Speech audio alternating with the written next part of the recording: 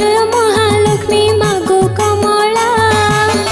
धन्य तुहि धन्य मालो तोहरी लीला साधवा नारी करती सुदशा व्रत जनमानसरे ही व्रत विख्यात प्राय स व्रत पड़े तिथि बारे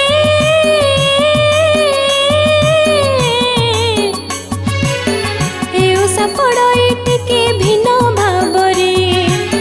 तिथि बार भिन्न जेउ आशा पड़ई जोग जो व्रत बोली ता नाम हुई सुदशा व्रत भी एक जोग जो व्रत नारी माने पाली थांती मिसी समस्त जेउ मास शुक्ल पक्ष दशमी दिन गुरुवार पड़ी गले व्रत जन